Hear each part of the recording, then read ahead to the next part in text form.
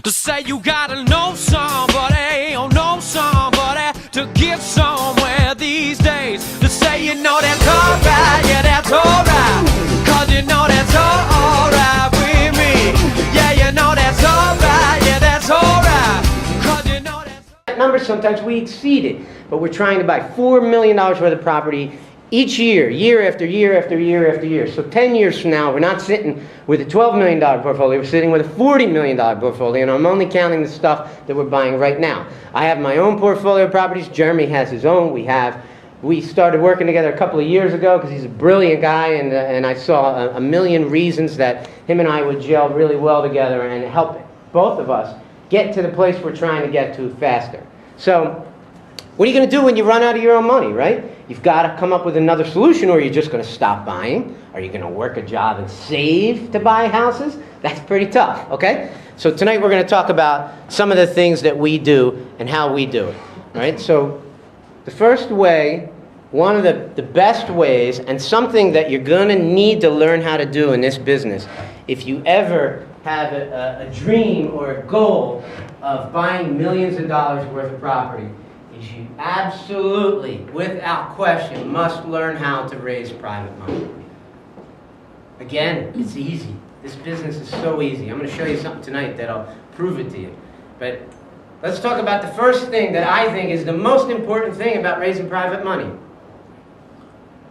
Your attitude. Just the way that, I'm excited about what it is that I do for a living.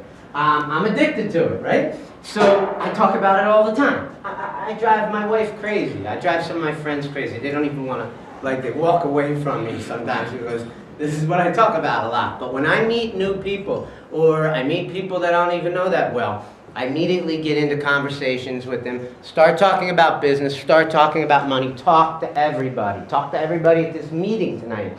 There's people in this room who have money. They could be private lenders, they don't even realize it, okay? Most of us are probably in this room looking for private money, but it's all in your attitude, So one of the things that I've done, I try to talk to everybody, but here's a little trick that I use all the time.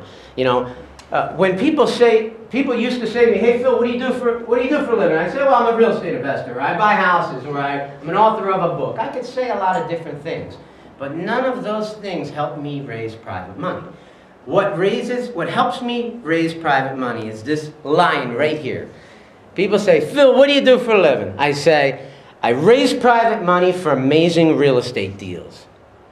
If you write down anything I say tonight, you write that down. I raise private money for amazing real estate deals. And then you shut up. Don't say anything else. 90% of the people are gonna say, tell me more. What's private money? What's an amazing real estate deal? You got them asking you the question. That's how you get people to listen, okay? People listen when they've asked a question. You got them to ask you a question with one sentence about what it is that you do for a living. And of course, ask them what they do for a living and get them talking to you. Find out what they do. You're not looking for millionaires. That's one of the biggest mistakes I think people make when they're looking for private money. They're out looking for some fat cat who's got $10 million and he's going to lend you money for real estate deals. Guess what? Even if you find one of those guys, they're a pain in the ass, those guys. They're the worst because they think they know everything about everything, and they're going to try to, you're the real estate expert, not them. If they were a real estate expert, they'd be buying real estate themselves, and they don't need you anyway. Right? You want to find people who are looking to make a nice rate of return on their money. And you're going to find them, and it's mom and pop type people are the best, okay? Because they're looking for somebody that they know, someone they like, and someone they trust. And if they're really going to lend you money, they're probably going to meet those three things before they ever do. There's lots of people I met, it took me 2 years before they became a private lender, okay? That happens all the time. I've had family that have taken a year, taken 2 years. They have to get comfortable with it. It's a big thing. It's a huge thing for somebody to cut you a check for $150,000 to a title company to invest in a piece of real estate. So you have to be an honorable individual, and you have to know what you're talking about, and you have to be able to find great real estate deals, and you have to get their trust. You have to get their faith in you, that they believe you, that they They know you, they like you, they trust you, and when they're finally ready to lend you the money. And the millionaires, you know, you might find some of those, or we find them, but they usually want too high of an interest rate for us. So we like the regular people, the ones that really need your help. They're looking for a way. We pay 7% interest only to our private lenders. And, you know, you might meet a millionaire who says, no way I'm going to lend you money at 7% interest. But if you find the right person, they're thrilled to get 7%. And most people, okay, lived in a house at some point in their life. They understand the concept of real estate. They understand the concept that there's going to be a first position note and mortgage secured against the house, okay? So what I do is I go around and I meet people. I talk to people all the time. I raise private money for amazing real estate deals. I spew that sentence out over and over and over again. I collect business cards. And then I go home and I ask them questions about what they do. And I go home and then I use Gmail as my source for keeping track of my contacts. And I will put their name and where I met them and what was the conversation about. And, you know, do I classify them as a real estate investor? Do I classify them as a buyer, a seller, a realtor, possibly a private investor? And I put them on a list. And then I go back to those names. So collecting business cards and creating, organized lists of these individuals that you meet. And always striving every day to develop credibility with all of these people, okay? That is the best way that you're going to raise private money. It's all simple stuff, isn't it? Anybody can do this. Okay, let's talk about this last thing.